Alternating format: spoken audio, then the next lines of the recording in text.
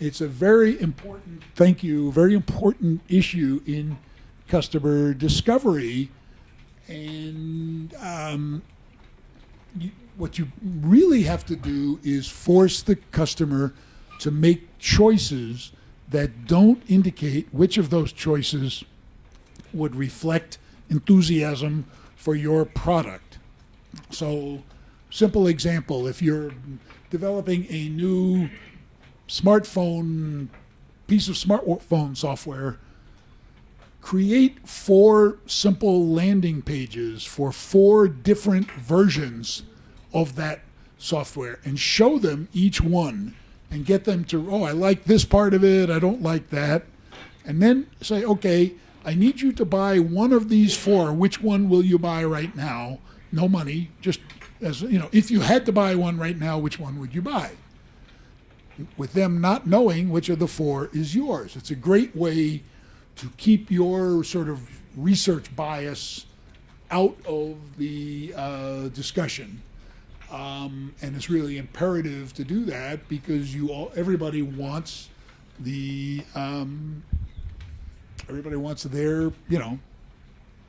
idea to win. And if you're going to go for serious enthusiasm for your company, you need to make sure it's genuine and it's not influenced by, your question and answer session. I had a terrible example of this this spring at Columbia Business School, where a bunch of young men wanted to do a hookah bar in the neighborhood of the university, which is sort of out of the middle of town, where you could smoke hookah and drink, Turkish stuff and whatever. So they went around, first surveyed a bunch of people to get everybody to agree that nightlife was boring in the neighborhood of the university. Then they went back a second. They said, okay, well, we've discovered the problem. Nightlife is boring. Now we're going to test our product. And they basically went back to many of those same people and said, how would you like to see a hookah bar in the neighborhood? 43% of them said that would be nice. I said, guys, of course you suggested it. It's not bad.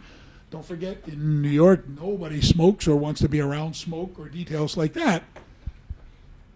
So I said, why don't you go back and let the customer tell you what are the 3 things they would most like to see in the neighborhood? And there were dozens of votes for dancing and karaoke and a place where you could play board games and a craft beer saloon, and 1 out of 50 mentions of hookah bar.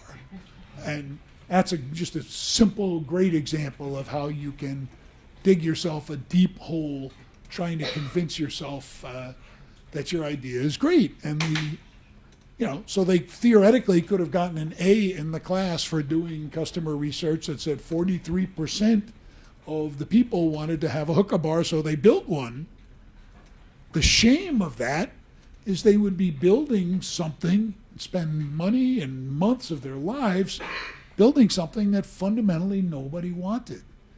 And that's really where customer development can help you immensely, can help you, do you want to spend the next 2 years of your life developing something that isn't going to succeed, and then 3 years after that building it and driving it forward?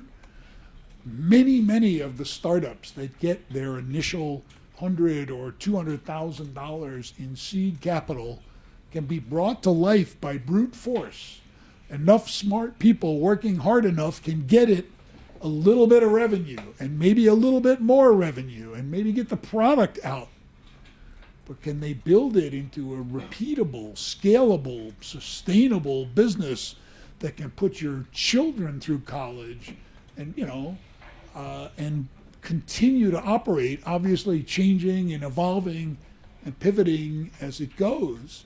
You look at some of the struggles that even great, companies for half a century, like Hewlett-Packard, is struggling now to figure out what it's going to do when it grows up in its second 50 years. So sustainability, is really critical if you're going to, and you should be probing for it in the first days, not, in the later days.